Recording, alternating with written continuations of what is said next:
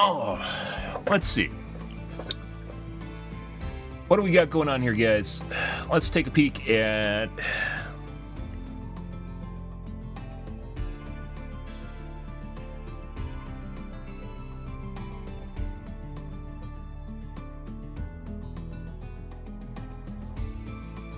Season 2? Season 2 launch video? Chris.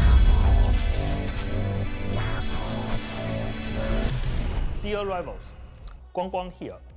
Welcome to Season 2 of Marvel Rivals.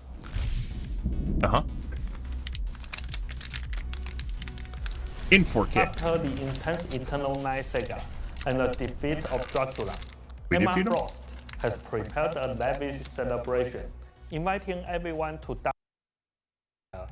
A lavish celebration, inviting. By the way, guys, I love everyone. I love fucking everyone on Twitter that's literally freaking out about her being over-sexualized. Because apparently overly sexualized women is a bad thing, but you can have Lifeweaver in a video game, and that's perfectly alright, because it caters to the feminine gaze, as it turns out. But you have something like this, and oh my god, oh, think of all those guys, they're just gonna go crazy. They're gonna go absolutely crazy with this shit. Oh my god, you can't do that, that's taunting them. Men can't control themselves. Everyone to don their best attire and venture to the mutant heaven of the Living Island Krakow for the annual Hellfire Gala. But as we all know, heroes never truly We all know men can't play video games without fapping, so that's just kind of the way that it goes. Get a peaceful vacation. The uninvited Ultron has crashed the party, and the attending heroes must spring into action to protect Krakow's greatest treasure from his grasp. Emma Frost is a formidable vanguard, a master of telepathy and a shining diamond on the battlefield. She can adeptly utilize her telepathic and diamond abilities Jiggles, guys, as they're the back. situation demands. Sending at the I want to point out, if you guys don't know, boobs are literally fat sacks, and they jiggle in real life. To the point of agony, they'll jiggle in real life, which is the whole reason sports bras exist, if you didn't know that. Yeah, sports bras exist to reduce jiggling, so, like, you literally don't tear something. Yeah, because they do jiggle in real life. But apparently they can't in video games, because that's, more catering to the male gaze as it goes, right? forefront to show her allies and obliterate her foes. And as for Ultron, stay tuned for the exciting updates in Season 2.5. In Season 2, we will introduce the first adjustments to team-up abilities, welcoming new team-ups while tweaking or removing some existing ones. We hope that these dynamic changes will enhance our heroes and gameplay environment with even more thrilling experiences.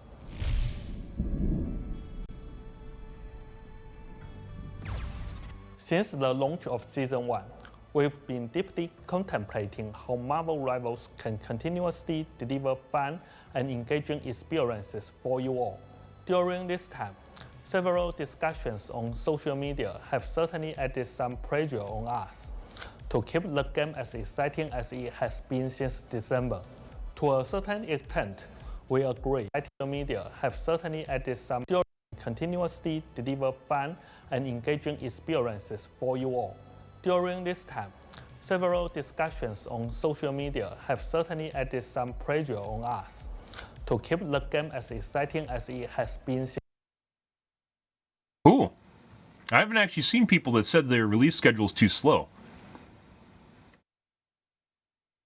What is he actually referring to right now?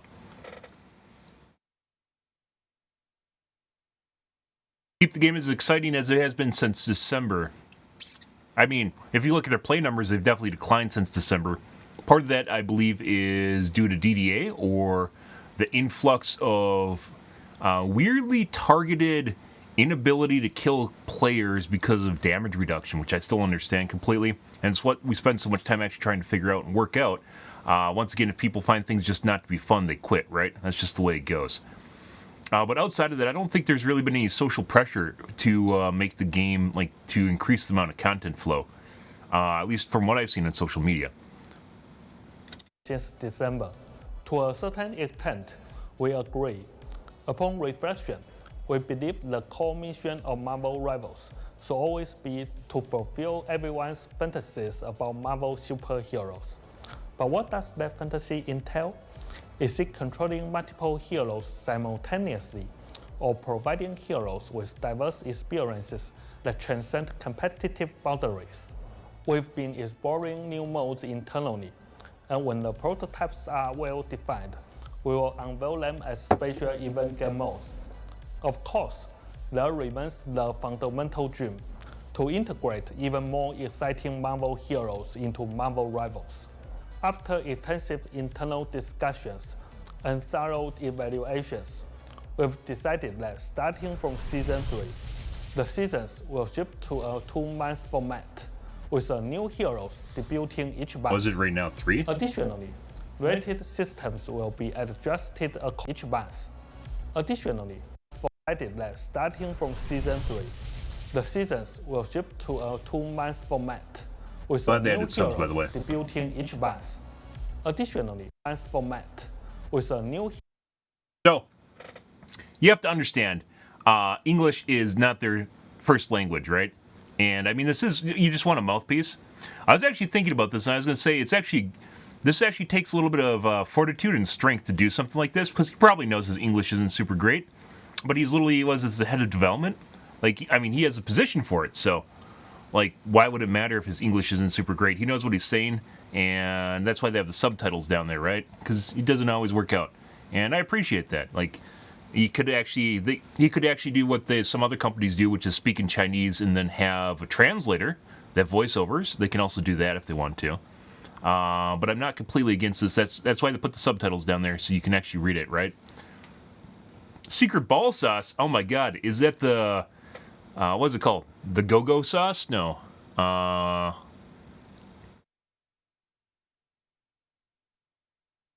Yum yum sauce. There we go. The yum yum sauce. But yeah, like, so you have to understand, it would be easier to listen to this if it was in English, but at the same time, I also don't completely, I mean, it is in English, right? Even though it's kind of a little bit rough, but at the same time, he's also the lead developer too. Cum cum sauce? Yeah, yum yum sauce. Exactly what I said. It's true. Must be that time of night for OP. It happens. But so, the interesting thing here is I rewound. They're going to have 2-month seasons, and they're going to have a new hero each month. That sounds completely bonkers, but one of the reasons it actually sounds bonkers is because we're used to Overwatch release cycle, which is like, what, 3 heroes a year? Which is ludicrously slow, by the way. That's insane. Like 2, 3. At one point, they had 0 heroes per year when they were gearing up for Overwatch 2's launch, which basically just put all the content from Overwatch 1 on hiatus for like 3 years. They just took a break for 3 years, and then they released like a tiny amount of content when the game actually launched. It was actually pretty insane. In the PvE, I don't even think they worked on the PvE. I don't know what the fuck they're doing, but it didn't seem like they're working on Overwatch. League of Legends has released up to 12 heroes per year. However, recently they do 4 to 5 per year. So, I mean, it's kind of down there. But, yeah, it's not as bad as Overwatch is, so. Crazy shit, guys. Very fast. And you can do that, assuming they actually can scale it up, like they have the developers to scale it up, which they do. And at the same time, you know, you're willing to take it on, right? Like Overwatch, like never scaled. It's like most games, like fucking. I think the crux of game development is literally what happened with World of Warcraft, where they were making 11.5 million. What is it? 11.5 million subs per month. Per month. That's insane. That's insane. Do you know how much money that is per month? That's $690 million a month. World of Warcraft was making $690 million per month for Blizzard. Do you know how ridiculous? Do you know how much money that is? Yeah, during the peak during Wrath of the Lich King, it was making $690 million per month. Like insane. Insane. They had 11 million subs. What was it, 12? It was pretty close to 12.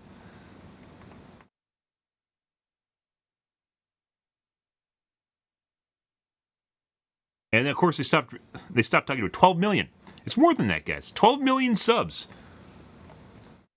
$720 million per month. Not per year. And even per year, that's a lot of money. $720 million per month in revenue for World of Warcraft. And you know what they did, guys? They release the same shit every 2 years, like clockwork. And then maybe they do a small content update every 6 months. They could have been pumping out new fucking dungeons like every month. $690 million. You don't have any idea how much money that is? Like mind-blowing amounts of money. $690 million per month. They could have been releasing literally dungeons every single fucking month. Content being released and raids like every other month. You know, that'd be like World of Warcraft literally had the gaming industry MMO by the balls. Like literally in a lock. And they just pissed it all away. It's like, this isn't something new for Overwatch. Like, Overwatch is kind of like Blizzard's kind of like the king of just pissing away like opportunity. Like, World of Warcraft, regardless of what happened with Overwatch, where they basically also had the hero shooter genre in the balls, with World of Warcraft, they had it all. They literally had it all. They could do anything. And you know what they did? Status quo, life status quo. That's it. We're doing the same shit, only now we have like 1 million players. $720 million per month. World-changing amounts of money was being funneled into Blizzard, and all they did was exactly the same shit they're doing now. Maybe we'll release a new class every other expansion. Bro, what are you even smoking? A new class every other expansion? Like every 4 years there's a new class for an MMO? Like they made $720 million in a month, and they're releasing a new class every 4 years. What the fuck is Blizzard doing? Like, this isn't even an Overwatch. It has to be like their culture or something. But they like got like rooted in this like status quo environment, and they just didn't do anything. Like you know, we talk about H1Z1, right? And H1Z1 had a lock on Battle Royale for 1.5 years, and they also pissed it away. But they weren't making $720 million per month. So, like, biggest letdown in gaming history has to be like the ships passing in the night here of like the revenue stream and like their opportunity, and they didn't do anything. They didn't do anything at all. Like, I mean, maybe it all went to shareholders or something. I don't really know, guys, but it was, yeah, like it just went. That went pretty sideways. It just didn't. Like, I was really, when I was younger. Obviously, we still play World of Warcraft. I played it for about a month, a little over more than a month this year, mainly because there wasn't a whole lot going on. But at the same time, also, I just wanted to, I was enjoying it. I was enjoying doing keys, right? And it was all right. But I'm not, like, I wouldn't ever play World of Warcraft for, like, I'd play it socially, but I wouldn't actually, like, play it for months on end. Like, it just doesn't do it for me. Like, I need to have the engagement. That's why we play different games. I have to have the engagement. I have to, stick my dick in things. It's not, like, World of Warcraft is kind of just, like, mind-numbingly, just takes up your time, so to speak. And some people could be into it. When I was really young, I was very much into it. I fucking played Twinks all the time. Like Wrath of the Lich King, I level 60 Twinks with, obviously a tweaked out character is what that means, if you're curious, in case that term has changed over time.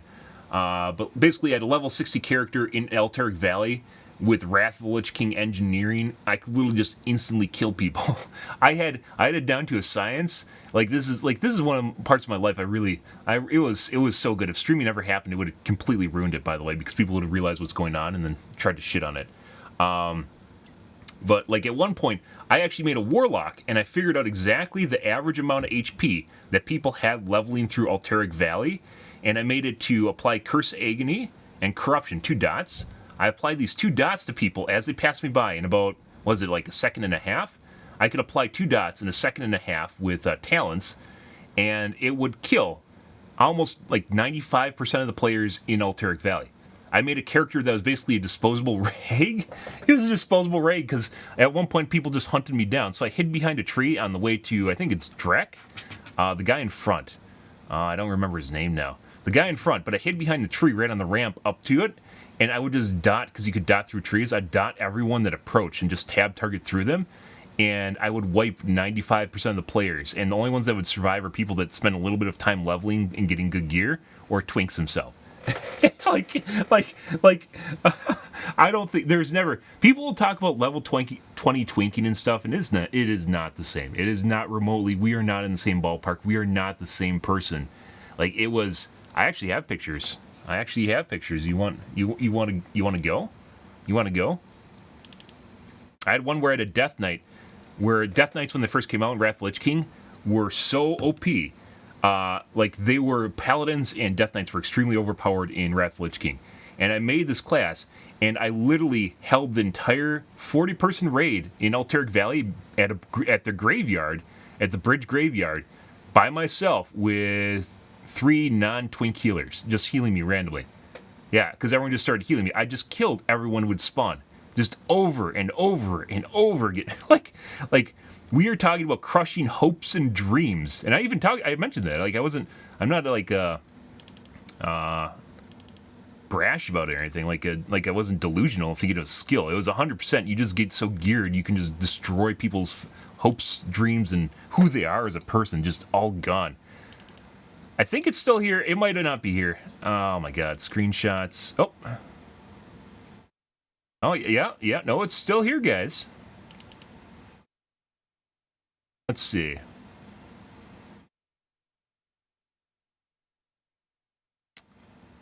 This is when I was a paladin. So at first I played on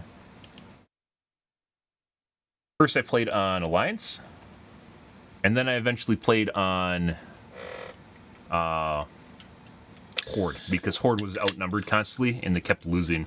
And eventually it ended up with like 20 people on the team. That's when I was playing on Alliance. Let's see. What else do we got going on here? Oh, here's one where I was Horde and basically doubled my damage. I killed 117 players. It gets worse, guys. It gets worse. You don't realize how long I've been hanging on to these screenshots. You have no idea. You have no idea. If I streamed it at the time, like, it would have been like a moneymaker, but I'd immediately would have like lost it. Whoop. And this one, I had 870,000 damage, guys. It's like 3 times the next closest person. These guys are also twinks, by the way. 3 times the next closest person. 91 killing blows. You're not allowed to look at me with glasses on, by the way. Only contacts.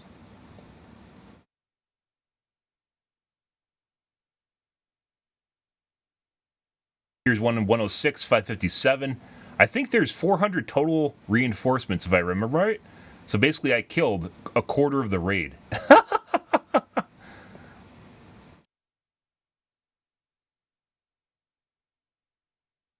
Let's see. Here's 120. It's 689,000 damage. This is Wrath of the Lich King, guys. That's a lot of fucking damage. I'm pretty sure I broke 1 mil. 117, 91. Oh, here's the Warlock I was telling you about. It looks like this time I was trying what is that, Destruction, which isn't nearly as good. 872 at 91.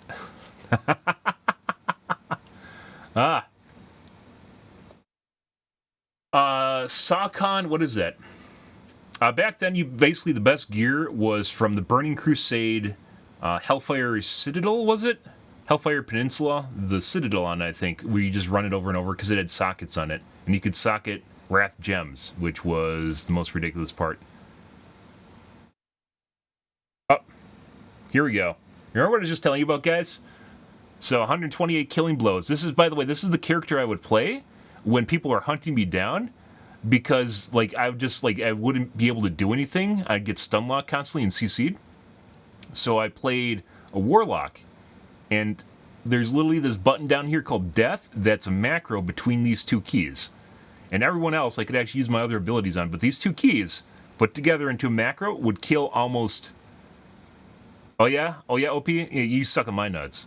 These two keys put together would literally kill almost anyone in the raid. Almost anyone in the raid.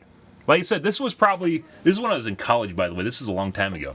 This is one of the things I did for fun in college, was literally just shitting on them. I had another player that would play with me too. What's her name? I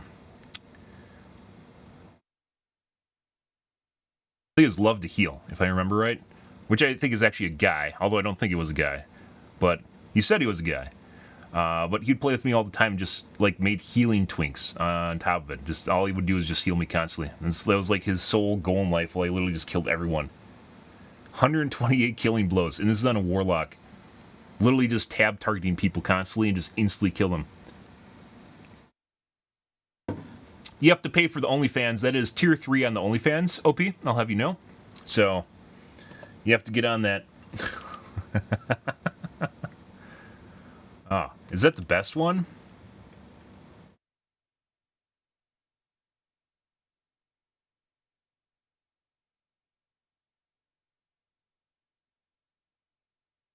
Let's see. We were talking about I made like every character. Paladin. This is when it was still Horde. Oh, this is when I made a Boomkin. Boomkins were also pretty good. I could use Starfire, although I usually get killed. Starfire could one-tap people. So Moonfire would still do a lot of damage, but Starfire would literally just insta-kill people. I made a fucking Hunter. I made a Hunter, guys, and just a Beastmaster Hunter, and I would literally have my pet just run around and kill people, and they couldn't do anything about it. Like, the pet would just kill them. That's it. Just the pet. It's fucking hilarious because it got a portion of your stats.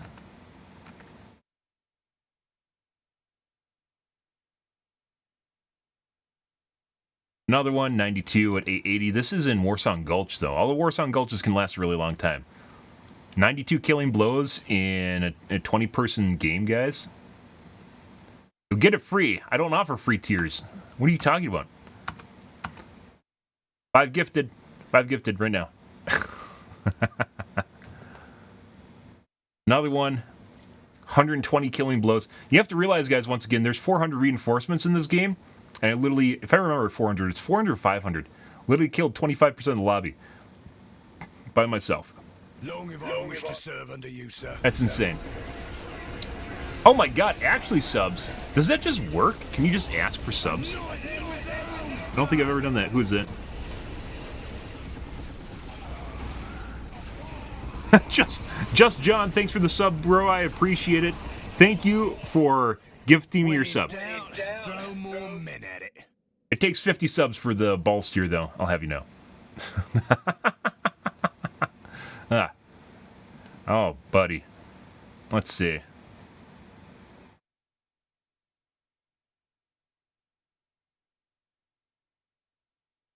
Crazy. Who is this? This is a warrior. I think I tried a warrior for a little bit. Warriors weren't all that great.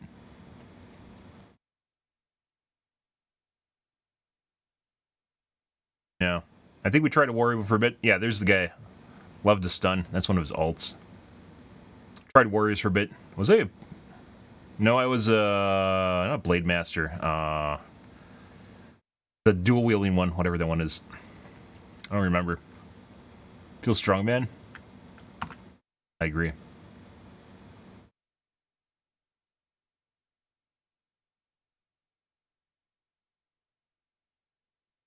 Just found a screenshot. I know I've met a lot of people over time, guys. There's a lot of interesting individuals you meet online.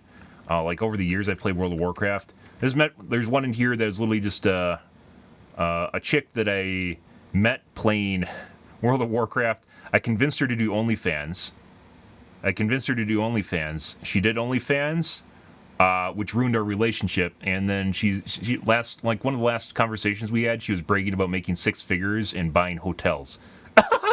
I'm not even fucking joking. Yeah, that was her last conversation. Yeah, she showed me good. Congratulations. It was Natasha. It's right here.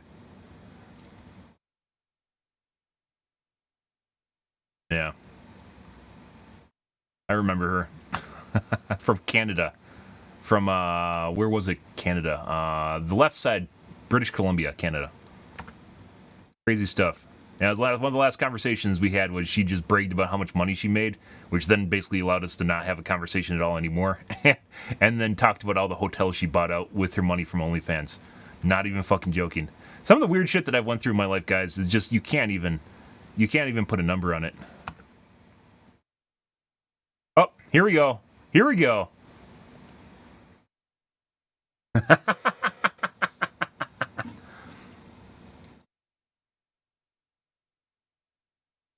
This is fun, ha ha ha. Yeah, there's so many ups and downs in Alteric Valley. We literally at one point, because there's so few players, look how many players there are on Horde. There's so many few players on Horde that it got to the point where you couldn't actually do anything. I believe we were trapped in the cave at this point, yeah, with 17 players. It'd start with literally 17 players. 135 killing blows. This is the other guy, like I mentioned. 130 or 122 killing blows. We literally single-handedly killed half the raid, and they still won. They still fucking won. Like, we couldn't kill enough players for it to actually matter. Insane. 713,000 damage, 135. This isn't even Frost, I believe. This is Blood. So this isn't even the tanking tier. I think this is after they nerfed the tanking tier. Absolutely fucking insane. Oh my god. And X-Fire. Do you guys remember X-Fire? I remember X-Fire. Uh-huh. That's prior to Steam and on-screen overlays. Oh, yeah? Yeah. Oh, I got some more good stuff.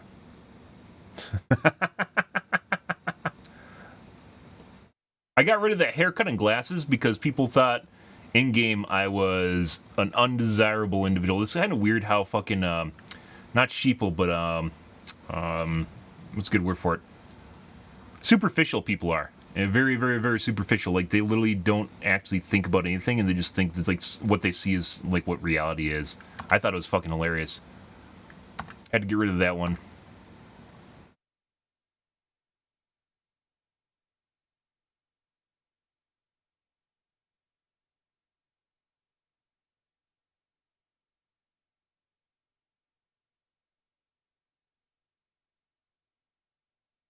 And some conversations in here from back when you used to be able to argue in game before you got reported by the community contract and they just ban you. Yeah. Wait, what is this?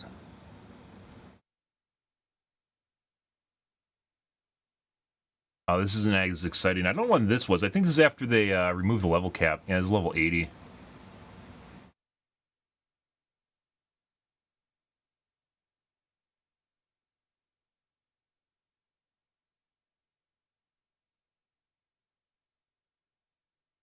Bemnas. Good old Bemnas. Uh-huh.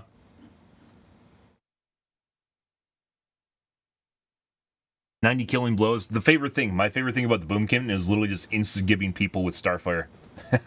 Because they would see you. I'd had people like literally running away from me to try and get out of range before they die. Like you see them target to you, see that they see you casting it, and they just run away to get out of range before they die.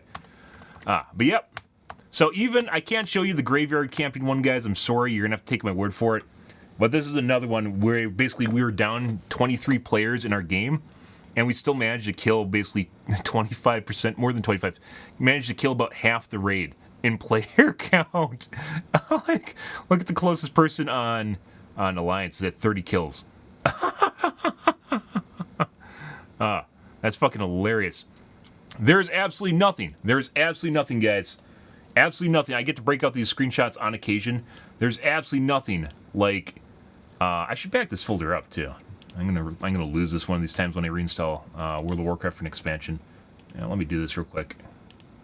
There's absolutely nothing like Twinking back in Wrath of the Lich King. There's still nothing like it. It was so incredibly brokenly overpowered. It's not even close anymore, guys.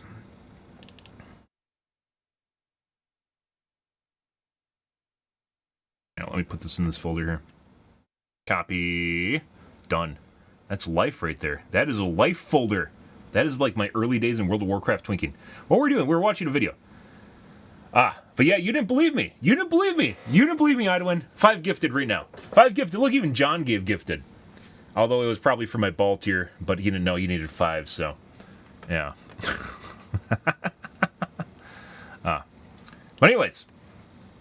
Wonderful time. They'll talk to you, by the way. People on the forums will talk to you about twinking at level 19 and level 20 and how good it is. That's where everyone is. No, it was about using Wrath of the Lich King gear in Alteric Valley, which is basically down vanilla. It's like down 3 expansion packs because it's prior to people getting Burning Crusade gear because it was from 51 to 60. So it's prior to people getting into Burning Crusade where they could get decent gear, or let alone Wrath of the Lich King. And I was using stuff from Wrath of the Lich King, which they later limited it, so you can only put gems up to a certain level in your sockets, right? You can only socket certain gems. Yeah, they eventually changed that, but up till that point, no. Heroes debuting. Oh, by the way, so back to Rivals here, guys. Yeah, so they're doing a hero per month, which sounds ludicrous until you realize they can do that, especially if they have the money to do that. They're in China, so labor's pretty cheap. They could literally have independent development teams working on independent heroes and developing them all in parallel. They don't need to be able to release one per month. That's not the goal. You could have a development cycle that's 3 months for a hero, and you have 3 different development teams, and that basically means you have 1 hero per month, right? It's not the same thing. By the way, thanks for the likes on TikTok, guys. I appreciate it. Very much appreciate that, guys. I think the likes on TikTok increases your visibility too, so they're actually a really big deal. But anyways, you can have 3 different development teams that all design heroes working in parallel, and that means they have 3 months to work on a hero, and they produce basically 1 hero every 3 months, but you get a new hero every 3 months because there's 3 teams, right? It's a math thing, right? Where in Overwatch, they're like, oh, we can't do that. That's so fast. We have to produce 1 hero every 4 months. We can't do 1 hero per month. You have 4 different development teams, dumbass. Or excuse me, 4 head. You have 4 different development teams. That's the way it works. And you can get people that are good at what they do. And if you have money to do that, you can do that. Right? Remember, guys, always remember what World of Warcraft could have been. $729 million. It had 12 million subs at the pinnacle. $720 million per month. Per month! And they couldn't produce... They could only produce a dungeon like every 4 months or something, 6 months. And then a new expansion pack every 2 years. And you're like, it's a lot of work. Sure it is, but you can also scale. And why did they never scale? It's like, like if you look at like Fortnite, for instance, Fortnite... They got something epic, been around for a long time with Quake, right? They've been around. They know what a game takes, right? The moment that the Fortnite took off, not even original Fortnite Battle Royale, right? When Fortnite Battle Royale took off, they grabbed that shit by the balls and they just went with it. You might not like Fortnite. It doesn't matter if you don't like Fortnite, but they literally took that opportunity and they drove it as hard as they could, as long as they could. And it's still going, right? It's still fucking going. They printed money and they knew they could print money and they go, well, we got this one opportunity. Let's go with it. Fucking world, and it still pales in comparison to World of Warcraft and where it was. $720 million per month, guys. Can I even trend this? Let's see. That's a long time ago. Let's try this real quick. I love doing this.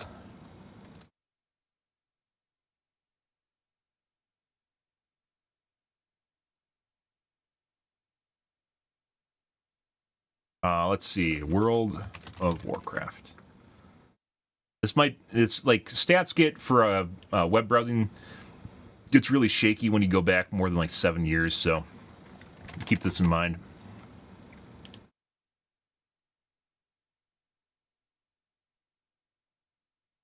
This is a very helpful website, by the way. Thanks for the follow, by the way, Adola. I appreciate that.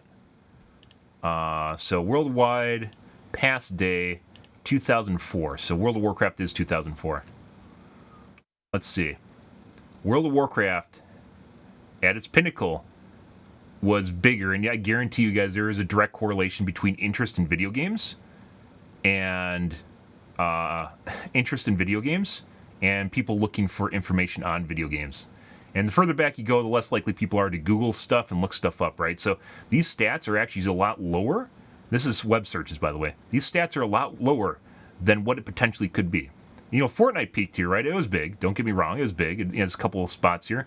And these stats are going to be much more accurate and be much more in line with what it actually is. World of Ballcraft, I agree. Like, look at that. The balls, exactly. Look at fucking Wrath Lich King. I guarantee you this is probably 10 times more than what is showing up here because Once again, it was a different time. People didn't Google or like search for stuff the same way they do nowadays, like information, streams, gaming websites, guides, everything, right? They didn't do that. But look how many results there were for World of Warcraft. Insane. They beat out Fortnite in 2007, like 10 years earlier, guys. And this is, once again, this is probably before they actually had the ability to like monitor things as well, and the searching habits have changed over time. So this is basically Google results, or how often things are searched for on Google, right? It's a very, very helpful tool, by the way, for social cues and changes over time. Let's try League of Legends. Like, you don't realize how massive these games are until you look at another game. League of Legends is big, right? You're like, oh my god, League of Legends is a huge MMO, or a MOBA, right? It still pales in comparison to both Fortnite and World of Warcraft. World of Warcraft was a big dog. We are looking at something from 20 years ago that literally was a moving monolith of video game history. I love bringing this up because it's an important lesson, guys. It is an important lesson, and all game developers should learn from this, is what happens when you don't give a shit and you are offered the world on a silver platter. This is what happens. World of Warcraft's still doing it. Even nowadays, the legacy of what they were still exists, right? Still exists. But what would this have been if it had the Fortnite treatment, or they actually decided to scale things up? There would never have been an MMO ever capable of touching this game ever again. Just wouldn't. There just would be nothing. There would have been nothing. There would be so much content. People would be literally just shilling, like throwing money at them. They still are throwing money at them. And they threw it all away. They literally threw it all away. League of Legends, big game, right? It still pales in comparison to Fortnite and World of Warcraft, which is ridiculous. Absolutely ridiculous. Like I mentioned before, this is probably 10 times lower than what it is. If this existed today, it would have been huge. Absolutely ridiculous. Simply because the way people search for stuff is very different. Like, streaming didn't even really take off till like 12. I got into streaming in 2012. Justin TV, I think, was 2009. And when I was in 2012, there was barely anyone on the website, so... yeah. And now that's changed, so if they don't appreciate my ball content apparently, so yeah. Crazy stuff, guys. Different time. But like I'm saying right here, they know what they got and they're going to scale it. That's what they're trying to do. They either scale it or, go home crying. That's the way it is. Overwatch cannot compete with this ideology, and it's nothing to do with being Chinese. It's just like Fortnite. It's just like Epic, where they literally knew what they had, and they locked down to that shit, right? And Overwatch could have done the same thing. They chose not to. They decided to do what they did with World of Warcraft. And not only did they basically starve the community, which, once again, they had years. They're the only, real MOBA. They're the real only hero shooter in town. You can talk about Paladins all you want, but it's not there, right? They're the only hero shooter. They starved them for content for 3 years, literally with, no updates. They didn't do anything. And then pretended that when they're going to read something, it was going to be big, and they didn't do anything. What were they even doing? What were they doing? I don't know. Okay, back to Rivals, by the way. Maybe I should have gotten a coffee. Each bus. Additionally, rated systems will be adjusted accordingly, and we will provide detailed insights before the launch of Season 3. With our goal of keeping the rated systems will be debuting each month. Additionally, rated systems will be adjusted accordingly. Related systems might be the team-up bonuses, right? I think they're talking about. And we will provide detailed insights before the launch of Season 3. With our goal of keeping the audience's excitement alive, just like our opening month. The real adventure with Marvel Rivals is just beginning.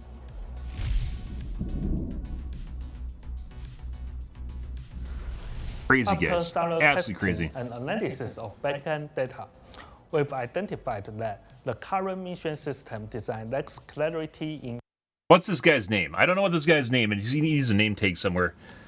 This guy's been watching my stream, where I literally mentioned that the little red lightning bolts is just kind of fucking all over the place, and finding shit is like one of the most fun. They spend a bunch of time on it, by the way. The UI design is, they carefully tailored the elements. There's a lot of quality in it. It's just fucking all over the place. And, I didn't even realize I was supposed to be doing quests because it was hidden behind a tiny lightning bolt in the top left that rotates through. and I don't even look at that. So, like, you have to look for the tiny red lightning bolts, and that's not always apparent. Guiding players on how to earn chrono tokens through gameplay. We've identified that the current mission system design lacks clarity in guiding players on how to earn chrono tokens through gameplay. Yeah.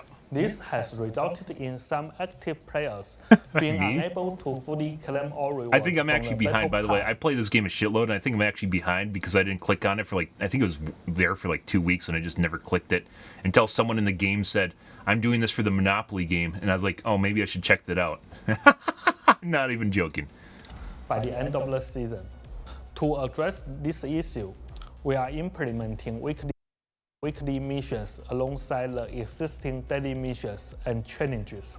Yeah. While the total number of chrono tokens available will remain unchanged, we've rebalanced the distribution of points across So making it more daily, accessible? weekly, and challenge missions. This I mentioned before, by the way, I don't know if they're doing this. Dailies should always be reset on a set time every day.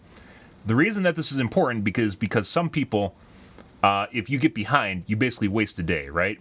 It rotates through because you don't always have the same time you're available. And then when you become available, even if you're there earlier in the evening, you can't do it, right? You have to wait till it's after the time. And then after the time, it keeps sneaking by and by and by. It gets worse and worse. It makes things, despite you basically not changing how it's rewarded, it changes how things are rewarded.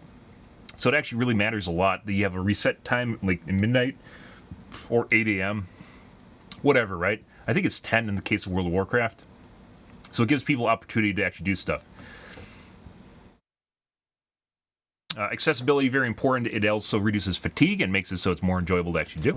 Aims to provide players with a smoother expectation of the chrono tokens they can earn through regular logins and gameplay. Yeah. Ensuring that active players can successfully acquire all battle I still pass think, by the way, rewards Heroes of the by Storm has end the of best season. mini games out of any game I've played.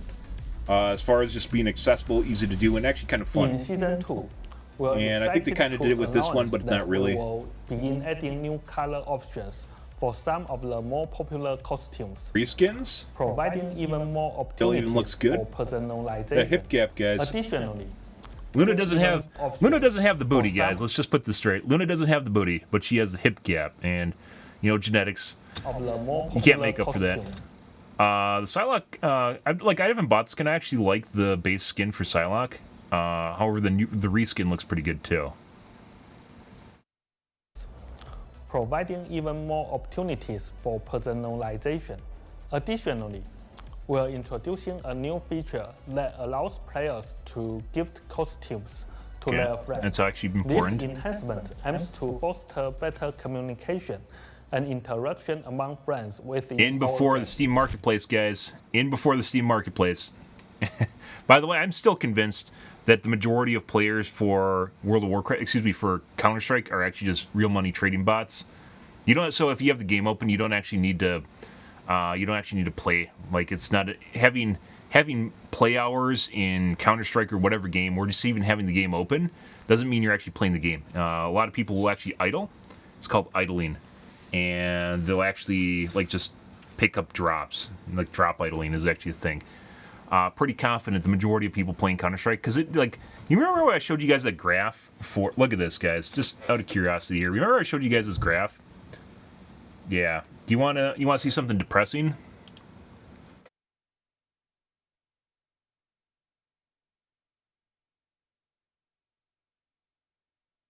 This is Counter-Strike, which it was pretty big back in the day, right? It was. I played Source a lot. Look where it is now. Does not even register on the radar.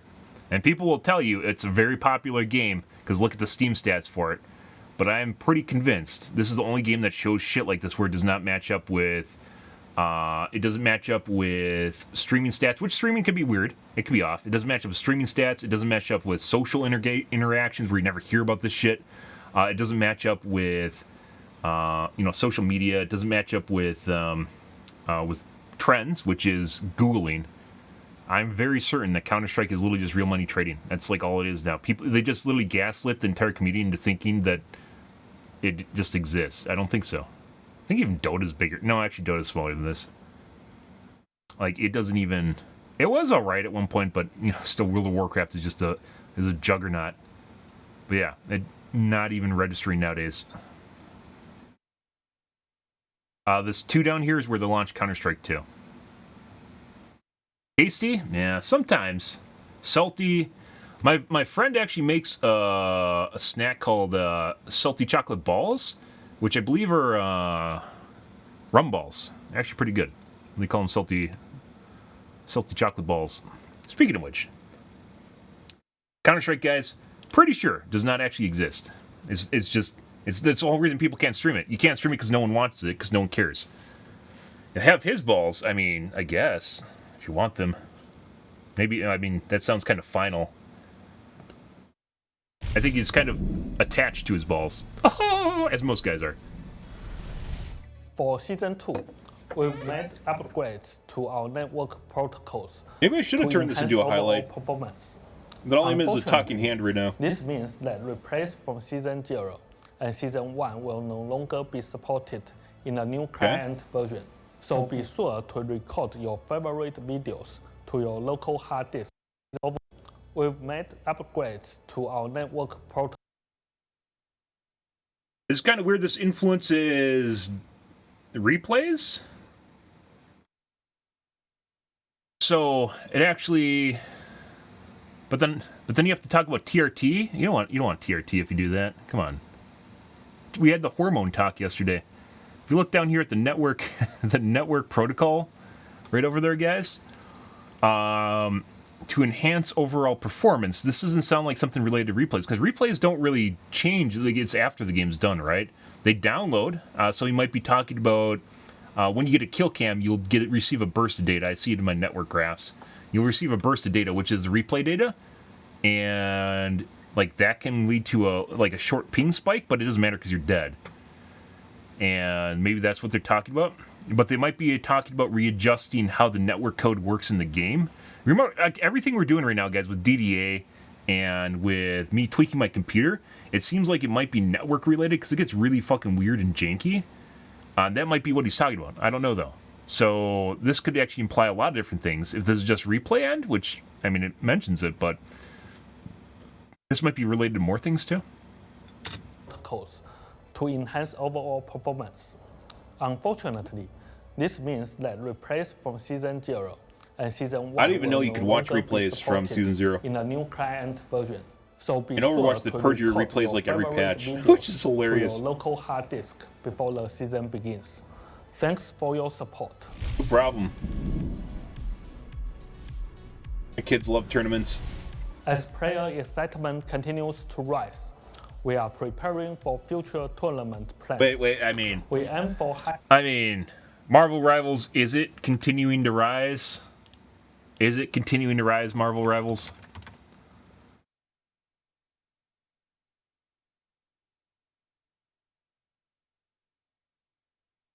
I mean, it actually beat out Counter-Strike, so... I mean, let's do the last 5 years. Get the juggernauts out of here. I mean, it did. It spiked past League of Legends. Once again, this is a very good indicator of social trending, not necessarily players in game, but however that correlates very heavily to players in game.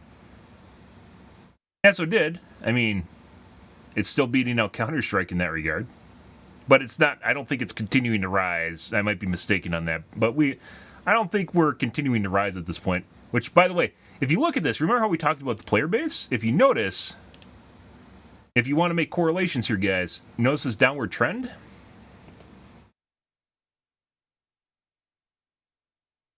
Like, we can make... Well, it's different because it's looking at the social aspect of video games.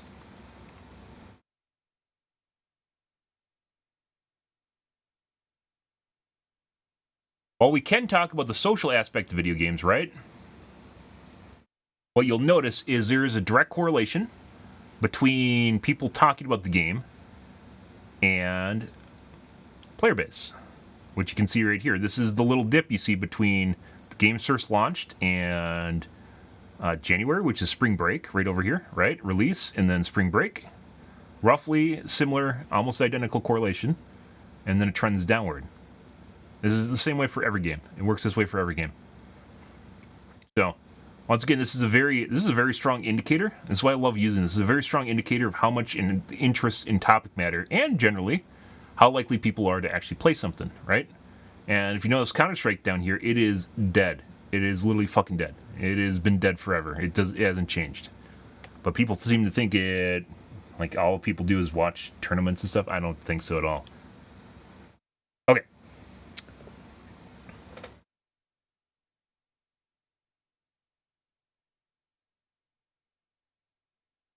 League top dogs went to try it. You talking about the trend here? I mean, mobile players aren't really related to FPS players, if that's what you're talking about. League of Legends usually spikes around tournaments. When they have their big World Cups is when League spikes. League's relatively consistent, though. Fortnite, this is, I believe, when they released no builds, which should have been in the game for years. By the way, we talked about, how games get stuck in their ways and they don't change. Fortnite did that, too. Fortnite did that. They didn't want to do the forbidden fruit, guys, which was no builds. They didn't want to do it. And still, to this day, I still arguably would say that Fortnite would be better with building, but in a limited fashion, instead of basically spitting out, shitting out walls as fast as you can, right? Arguably, I'd still say Fortnite is actually, it could have been better. Instead, they have two polar opposites, which is building and no builds. They don't have an in-between, which is limited building, right? Which arguably a lot of people didn't like building in Fortnite because it was just about shitting out tiles and editing, unediting as fast as possible to get in that cheeky shot and kill people. People got tired of that. We are preparing player excitement continuing to rise. for future tournament plans. Kids love the tournaments. We aim for high-level factions and players to showcase their skills on this stage, presenting thrilling matches for all Marvel Rivals fans. Oh boy. Next, let's welcome Zhiyong to share insights regarding the adjustments to team-up abilities and balance changes for Season 2. Hey Rivals, Zhiyong here with the latest on Combat Season designer. 2.0. This guy needs to listen to me more. Changes to team-up abilities, sweeping balance adjustments, Maybe and he big does. updates to Rect.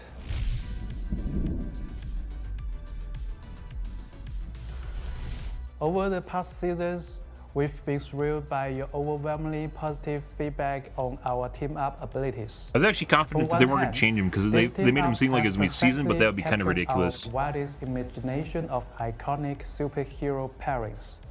On the other, they've unlocked a whole new dimension of tactical combat. For Season 2, we are launching several brand new team-up abilities while fine-tuning some existing ones, all designed to deliver It's about the insight that matters. Experiences.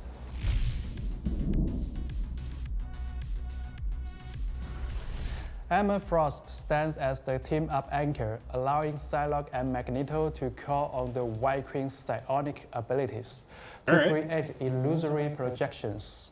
At the heart of this pairing, Doctors to create. This looks like, if you guys have played League of Legends, this looks like, what's her name? She clones herself.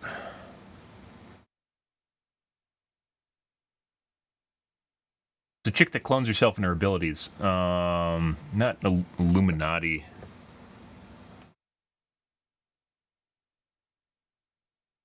I haven't played League of Legends in fucking forever. Aura? What?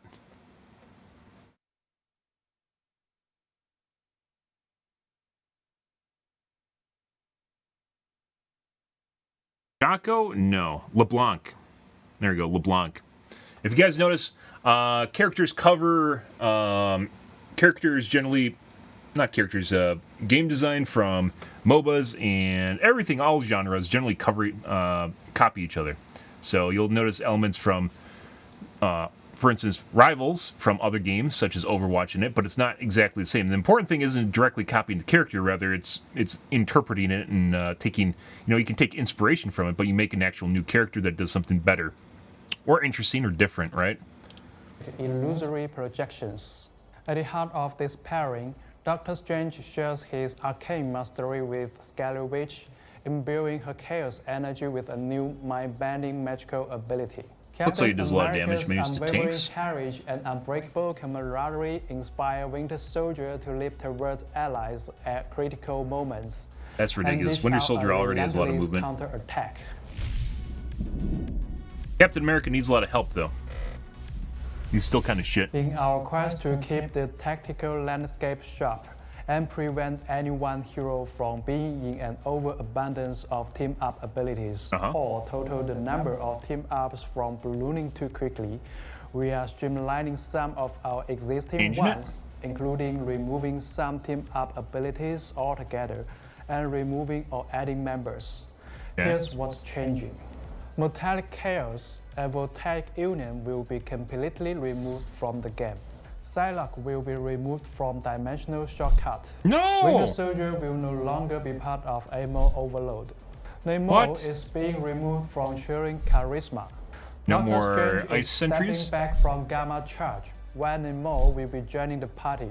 Complete stepping back from Gamma Charge. What do you even get from Gamma Charge? Joining the party, complete with the ability to summon Gamma Supercharged So they aren't. monsters. It may seem like they're actually going to change each one of them. Like it'd only be like for a season, but it actually seems like they're changing out the heroes per season. So they still like the abilities and what they do is going to be the same, which is much more manageable. However, they're changing the heroes who they're affected by. Dimensional Shortcut is actually really nice for Psylocke because this allows you to rewind and not only confuse your enemies, but also gain a shield. At the same time, it can be very, very helpful.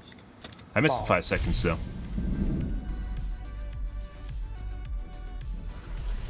As Season 1.5 comes to a close, our analysis backed by community feedback, epic battles from top-tier players, and hard data reveals that our roster and lineup choices have remained dynamic and diverse.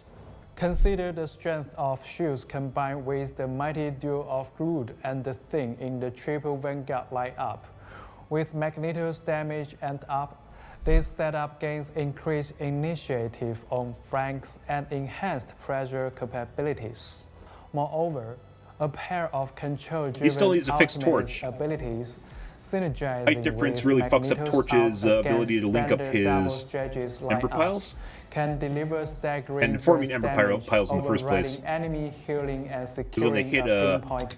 we went over Torch pretty extensively, but when Torch hits a wall, hits a shield, or hits a hero, he doesn't drop an Ember pile, which makes it very difficult to actually form your not null zone, but like your fire zone. And in addition to that, like when there's a height difference, it won't connect. When it's over like a meter, it won't connect with itself, which is actually a big deal. Then there's the dynamic pairing of Groot and Winter Soldier, where every move counts. Whether Winter Soldier's mechanical arm rails enforced for Groot's rapid wall barricade to cut off enemy vision and healing, or Groot unleashing his ultimate while the Winter Soldier utilized the splash damage from his main weapon to rapidly chip away a health, before finishing off enemies with his own ultimate ability. These synergies are as visually mesmerizing as effective. Not to mention our classic pairings, Hela and Loki, Adam Warlock and Star-Lord Mantis, and Hawk and Doctor Strange, each of which continues to prove their competitive might. This is exactly the kind of diverse and dynamic roster we love to see, and we are committed to preserving each hero's unique flavor and potential. Uh-oh. Next, let's talk about some of the adjustments coming in Season 2. We are aware that some heroes have been struggling to find their place in the broader battlefield, such as Penny Parker, Scarlet Witch, Mr. Fantastic, Black Widow, Rocket Raccoon, and the lovable Jeff the Land Shark. To bring more balance and endless tactical possibilities, we will be fine-tuning their small Rocket Scarlet Witch their place in the broader Penny needs help. battlefield.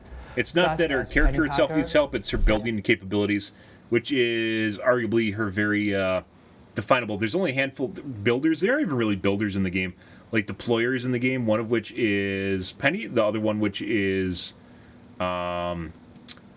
Namor with his turrets, right? And even then, they aren't really real builders. I hope they add real builders to the game because they currently don't exist, like Torbjorn and Symmetra. Prior to Blizzard neutering them, or Engineer from TF2, right? Where you actually kind of devote yourself to making a little mini base. Kids love that. But they currently don't exist right now. And kind of sad. Penny, however, you just break her nest and she's basically useless, so that's why she needs to be buffed. And I think they could do a good job of enhancing or increasing the size of her spiderweb nets, which would make it much more of a task to actually go and break them. Because once you get line of sight, you can easily just break the thing. You can increase the HP pool extensively, but then it just becomes a bullet sponge, and that's also not fun. Mr. Fantastic, Black Widow, Rocket Raccoon, and lovable Jeff the Land Shark. To bring more balance and endless tactical possibilities, we will be fine-tuning their strengths via team-up abilities or general balance adjustments. Note that these rebalances demand time for proper calibration, so you will see updates rolling out in both Season 2.0 and Season 2.5. Yeah. But they didn't actually say what they're doing to change them. Let's talk about some of the adjustments coming in Season 2.0. Yeah. For Vanguards, Penny Parker will receive a buff, while Captain America, now a new team-up anchor, steps up his competitive edge.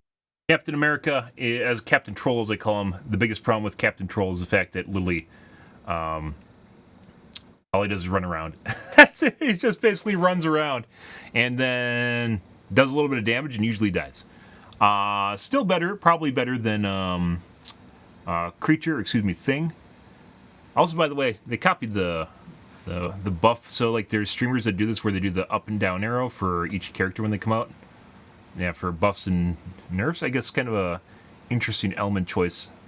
But that's like Captain America definitely needs buffs, particularly to actually kill players, because you can't usually, unless you let them just like sit there and fuck around with people, you can't kill people. America, now a new team-up anchor, steps up his competitive edge. Meanwhile, Doctor Strange will see a slight nerf to his offensive power. Oh, they shouldn't do that. What I said they should do with Doctor Strange is just nerf his HP pool by an extra 100. That seems like a lot until you realize he's basically a turtle, and he does a lot of damage. You can nerf him into the ground, damage-wise, or remove his shield, but the most notable part about his character is the fact that he does a lot of burst damage, and he also has a massive shield. I actually think they should revert his shield nerf that they did, and then nerf his HP pool by an extra 100. That'd drop him to 500, which is quite a bit. It makes him much more squishy, but you realize his gameplay is literally centered around the fact that he doesn't sit, like, he isn't one of the characters that is easily, like, you know, caught with a shield down, more or less. He just always has a fucking shield. And that's kind of the big deal. And if you get around behind him, he gets punished more heavily for it, right? So it makes it more skill-based. It makes it more of a mini-game of actually dealing with him. Maybe even, depending on how it works, you could even consider, like, removing it even further. I mean, that seems insane once again, but his shield is extremely tanky. A lot of his abilities are extremely tanky. And he's going to actually be able to survive even without that HP, simply because his shield is ridiculously huge, right? That's what she said. It's ridiculously huge and girthy, and it's next to impossible to get around the side of it if he's paying attention to you.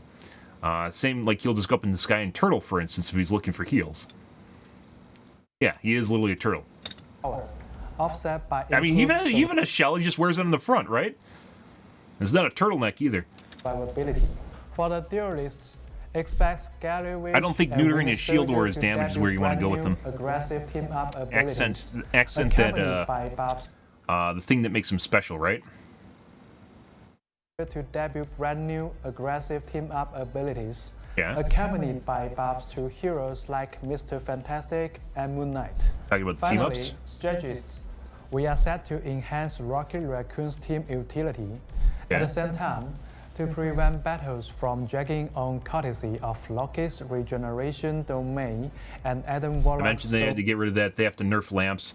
In Overwatch, when Bat puts down a lamp, he literally, that's it, right? He puts it down, you shoot it like once and it explodes.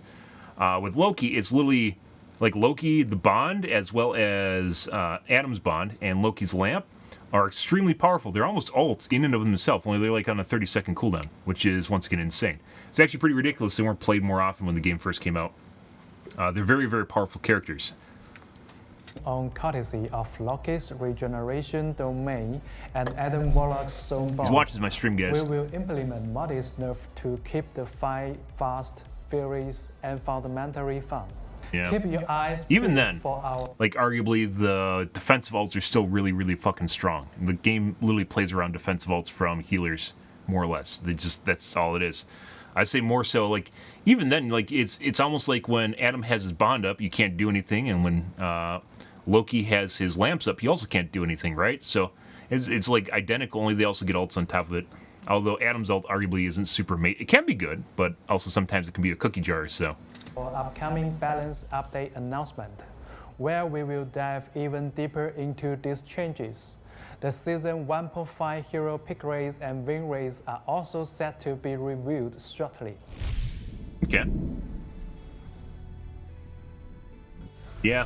When Season 2 I don't completely...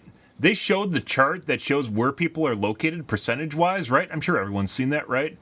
I don't believe that GM is like smaller than Diamond. I think GM is gigantic. It's like ballooned out of control. And there's literally golds in Diamond, in GM at this point. It's like literally the catch-all of just, it's like half the players or 30% of the players are just shit. It's not a meme anymore. It's just like they're literally like gold and plat players that somehow made it up to GM. 2.0 launches, we are shaking up competitive play by resetting ranks. Based on your Season 1.5 standings, each player will drop 9 divisions. All right. For instance, if you they're probably going to change how the points are awarded. Diamond 1, you will this is like a start soft your reset. Season 2.0 journey as Silver 1. Bye! Coinciding with the season update and with the increase in maps, we will be rotating maps to keep the battlegrounds fresh. For season Right now, you literally staying on the same maps like constantly. Gala Krakow will enter the competitive pool, while Yaska Royal Palace and Tokyo 2099 Shim Shibuya will be retired from ranked play. Tournaments Oh, will wait, they're use going to the make same it so map that rotation you spend as more the time on the same competitive, maps? but quick match and custom games will still feature every map. That's No ridiculous. rotation This is one of the there. things I didn't like about Overwatch 2 when it launched, is they also did map rotations, and it just it reached a fatigue level of you playing the same shit over and over and over again, and that's not fun in my personal opinion. I'd rather have more maps you just randomly play as opposed to the same maps. I don't know if this is for stat gathering or for balancing. However, I am not a fan of it. I wasn't a fan of it in Overwatch 2, and a lot of people were not a fan of it in Overwatch 2. It seems like a good idea because it makes it seem like things are fresh when they come back into the map pool, right? But all it does is just make you... It does the opposite of what he suggested, which is it reduces fatigue by doing this. It actually increases it when you don't have the same variety of maps, and you're just playing the same ones over and over and over and over again. I'd actually say it's the exact opposite of what he's suggesting, which is once again why Overwatch 2 got rid of it too. The community got sick of that. Like, I still remember when Overwatch 2 launched, playing the fucking Gladiator map over and over and over and over and over and over again. It was horrible. It's like half the maps for like months were just the Gladiator map, the Coliseum. Ridiculous. We've listened to your feedback about competitive play, Okay. and here's how we are leveling up the experience. Oh my god. First, we are raising the minimum level requirement for competitive to give Yeah. new players more time to truly master the basics before stepping up to I don't think the it really big leagues. matters. Like, bronze Also, is literally like people that haven't played the kickgaming will game. now come into play starting from Gold 3 Okay. rather than Diamond tier. When a team includes players from Eternity or one above all, only dual queuing will be allowed. Eh. Finally, you all know that the score you earn. Also, something I heavily criticized the game for was the fact that they allow you to basically do full pre-mades and even four-mans in top-level games, which can drastically alter the gameplay. You might think that you can make a matchmaker, guys, that takes into account teams, but just because 4 people group together does not mean they're going to jive or synergize nearly as well as 4 other players. You can have 4 players here and 4 players here. It doesn't mean the advantage they gain is identical. It is extraordinarily difficult to balance from a competitive standpoint how well 4 people, 3 people work together. Even if you think you do, it's not based on their rank, and it's still something that I don't think any game can actually take into account. So when you get up to higher level gameplay, you have to limit basically how many people can go together, because it's one of those things like where you have you have a duo that will, even in Overwatch, will drastically alter things if they're both really good. Sometimes people just end up in really weird ranks and it doesn't seem like they belong there. And I'm not exactly sure why. It's like they don't even, like in GM, legitimately have people that don't even understand basics of the game. I don't even know how they got there, to be perfectly honest, but they did. And I swear they're like gold or plat players, and it makes no sense. And you have 4 people that absolutely know what they're doing, or their friends can tell them what they're doing, playing against 4 other players that for some reason don't understand game mechanics. Even if their MMR is somewhat similar, they do not play the same in any way, shape, or form. So, yeah, it definitely needs to happen. And I think you said this isn't even like Slash Shield. This is like Eternity or One Above All. Eternity, I believe, is maybe that's Celestial. I think that's where you get to Celestial. One's based on playtime, and the other one's based on like your MMR.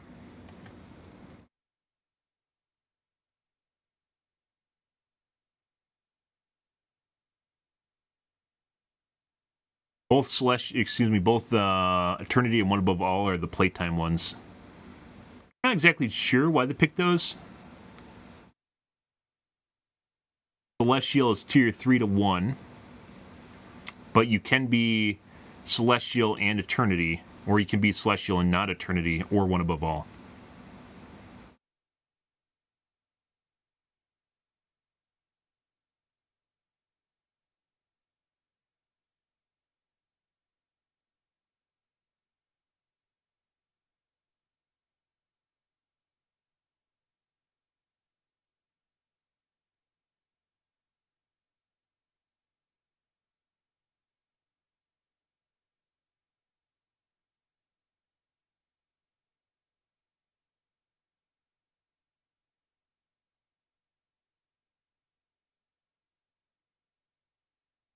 Eternity is unranked, rack up points, One Above All, unranked, rack up points. And I think all it is just like playtime for Eternity and One Above All, but they're also technically Celestials.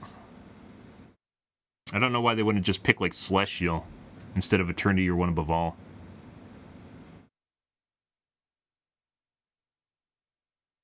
When a team includes players from Eternity or One Above All, only dual queuing will be allowed.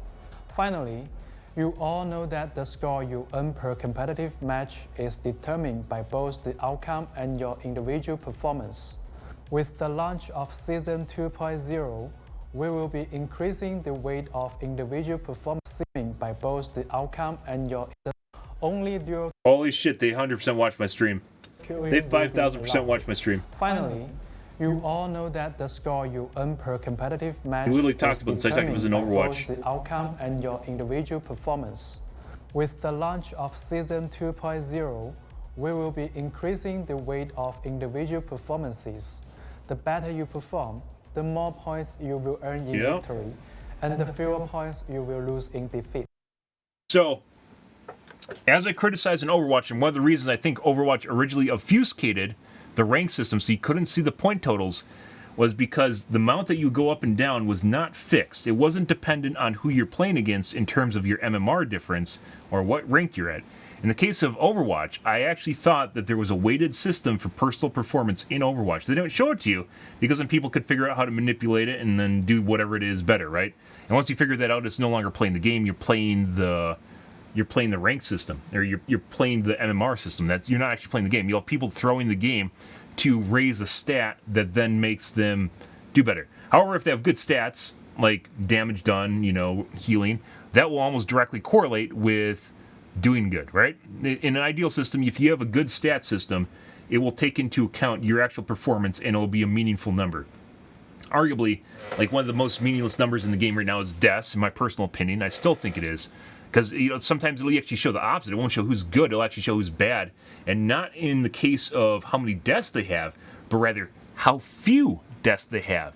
Because if you actually go in and you die because you're doing your job, you're going to accrue deaths. So if you have people that have an inordinately small amount of deaths, that means they might actually be like taking on little risk. They don't want to die. And that means it'll actually be taking less opportunity to try and do things that matter, doing their job. Arguably, the kids love KD, right? They love the idea of deaths meaning something. My personal opinion, deaths are one of the most meaningless statistics in the game. Damage block is also up there, but there's really nothing in the game currently that tells you whether or not tanks are doing a good job. It's like an amalgam of damage done mixed with, or damage block mixed with damage done mixed with limbs, right? And maybe some killing blows thrown in. It's very hard to parse what stats mean for tanks. Because you can have tanks on different characters, and then there's CCs which not even factored into damage blocked, and CCs can have, like it can have a profound impact on the game. You could make up a stat for it, by the way. You can make up a lot of stats. However, it doesn't really tell you exactly what it needs to. You could make a stat for damage prevention, which doesn't really exist. There's damage mitigation in Overwatch, and that's not damage block. That's just a useless stat, because I believe it's based on shielding. But there's a lot of tanks that don't have shielding, so you can be doing your job and it means nothing. Mitigation in Overwatch is absolutely useless. Overwatch needs a damage stat overhaul. It needs a stat overhaul too. Even more useless stats in Overwatch than there are in Rivals. However, there's a lot of cases you can make just like for redoing the stat system, like I mentioned with final hits or killing blows, as they call them, because that's generally what they are, where you finish someone off. If you made it so if you are the last person to do damage to a target within 3 seconds of death, not last hit, within 3 seconds of death, you're the only person that did damage to him, then you get a final hit.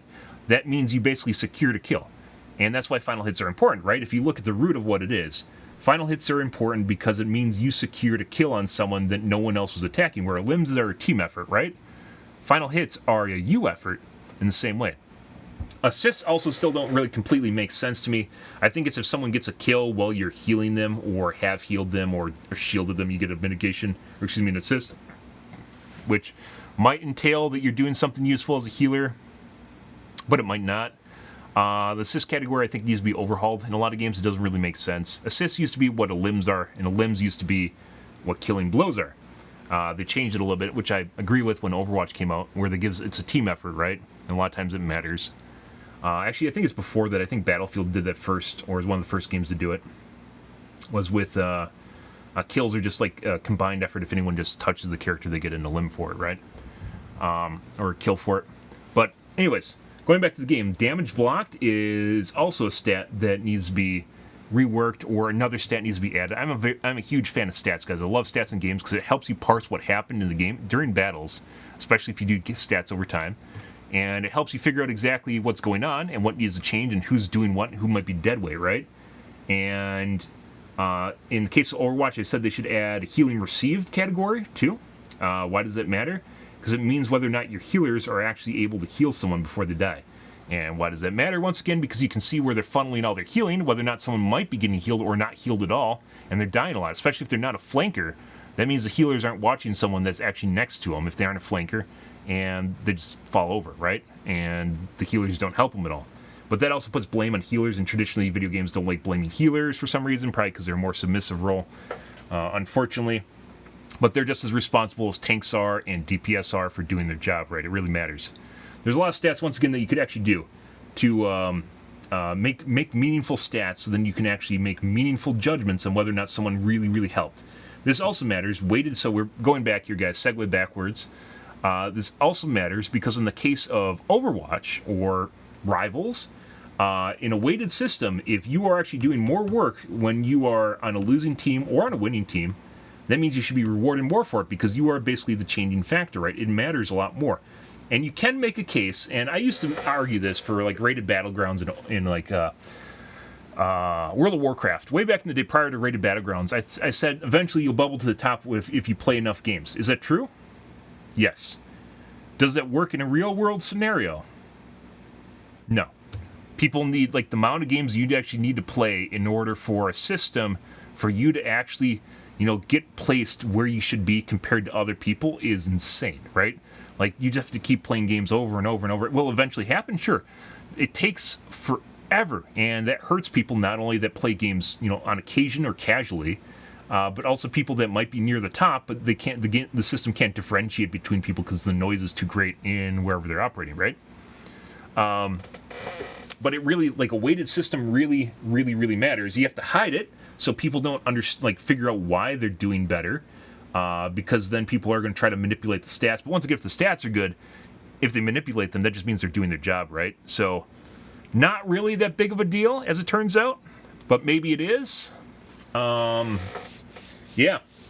But weighted stats I am a fan of, or weighted MMR I am a fan of, because that means also people in lower ranks will level up faster and get where they're supposed to be faster, which then reduces smurfing and reduces. By the way, they should make smurfing queues, or as we've talked about, smurfing queues, or make a visible system in which people can know someone's a smurf. So you ban non-legitimate smurfs, meaning people that just make new accounts. You allow people to smurf because sometimes they can't get queues and they just want to fuck around, right? But then you tell people in the game that there's a smurf in the lobby, and then they can set up a weighted percentage based on, like, kind of like what's it called?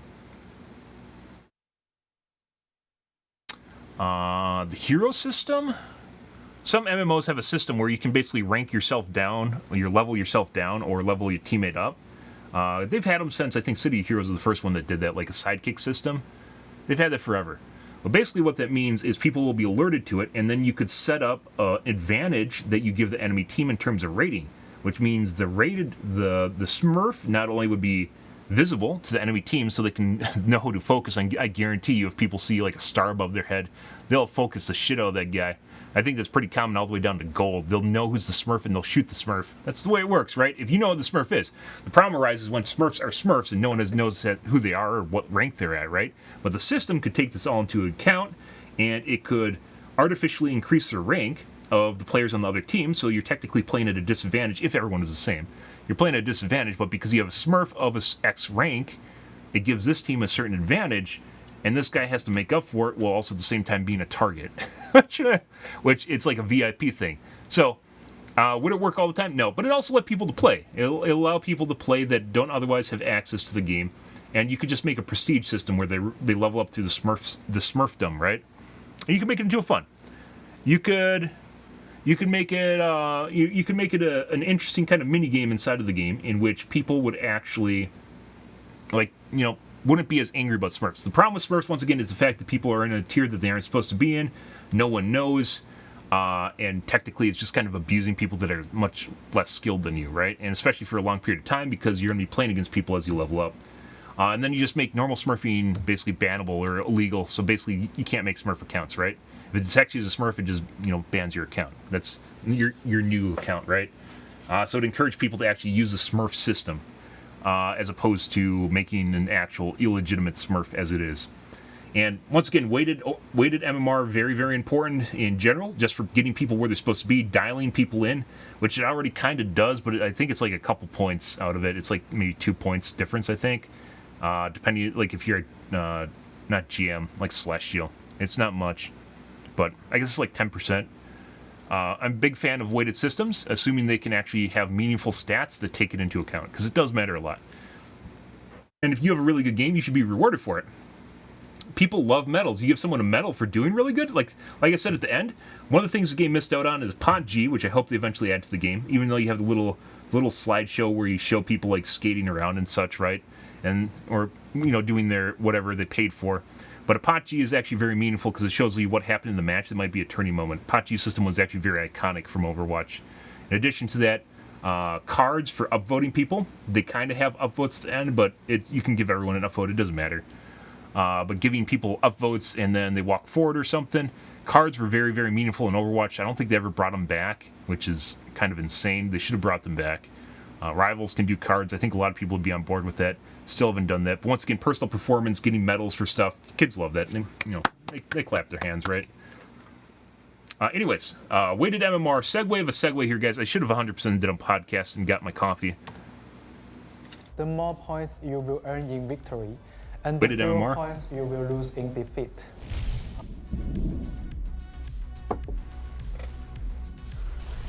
We know many of you are interested in the distribution of players across the Yeah. season 1.5 tiers. Yeah, fucking GM To has to be like satisfy your gigantic. curiosity, It's huge. please That's what enjoy she this said. detailed histogram that lays it all out. Oh. I still think there's a lot more players in Grandmaster than what's showing up here, guys. So this is an update to the charts they made before.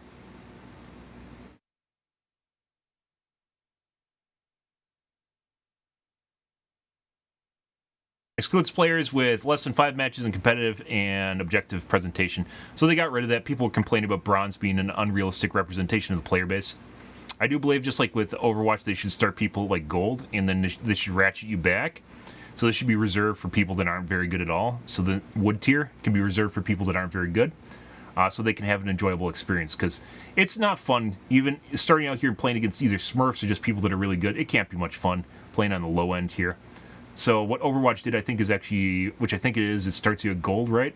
I think is actually a perfect experience or a perfect representation where things should be. Because right now, like, you don't have this and people just start here. Also, why placement matches are important, by the way. You have people that start right here and they're playing against people, you know, that should be up here. And this is going to be, even if you're plat, this is going to be a horrible experience for you, right?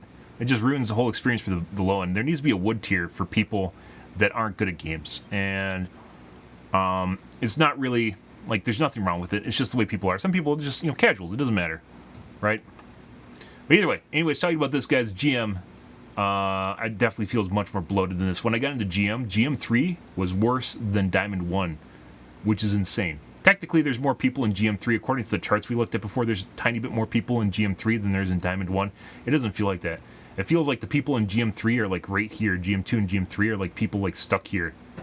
Only it's in GM. There's, like, legit people that don't know how to play the game, which is ridiculous. In closing, thank you all for your unwavering support and passion. We can't wait to party with you at the Hellfire Gala. Ignite the battle. Oh, yeah? Okay, I'll ignite the battle, guys. Yeah, 100% should have gotten the podcast going. Like, when we start talking about guys, I literally talk forever on this shit. Covered a lot of stuff here, ranging from learn from World of Warcraft and 720 million per month, and they couldn't fucking decide to release an expansion pack more than once every 2 years. And raids, what, they release like 2 new raids, like per expansion, don't they? That's it. It's like nothing. And there's like a handful of new dungeons each expansion pack. In World of Warcraft right now, they lock some of the new dungeons behind another season. So like 3 months later, some of the new dungeons unlock. So you get like old dungeons, which I'm not against, by the way, but then you don't get the new dungeons either. And there's so many old dungeons, they could literally just keep spitting that shit out. They don't even do that. They don't even do that. You get a new old dungeons like once every 6 months or something. It's something ridiculous. Either way, like it was absolutely ridiculous. But they could have scaled that shit up. So 12 heroes every year seems like an absolutely ridiculous amount of heroes, right? But it's not actually. It's not. It seems like it is, but it's not. Because you can actually scale your development company. You could have 3 different hero teams working in parallel on 3 different heroes, and they basically produce one every 3 months. It's not one every 1 month. It's one every 3 months because you have 3 teams, right? So it might seem ridiculous, but it's actually not. There are plenty of ways to do it. It's just Overwatch didn't do it. They didn't do a lot of anything, and yeah, there's a lot to cover, you guys. There is a lot of different things going on here. But good. I think we're going to turn this into a video here, guys. I produce some content on occasion. Might as well. I didn't expect this to take. It's a 15-minute video, guys, and we spent 2 hours talking about this shit. So, you guys got me yakking instead of playing my games. I know the developers are here listening, anyways. So, I'm the unpaid intern, just like with Helldivers 2. Yeah, just do everything I'm talking about, and then never acknowledge me. The Helldivers way. Okay. Yeah, let's make I am technically a content creator, guys, and on occasion I do have to produce content.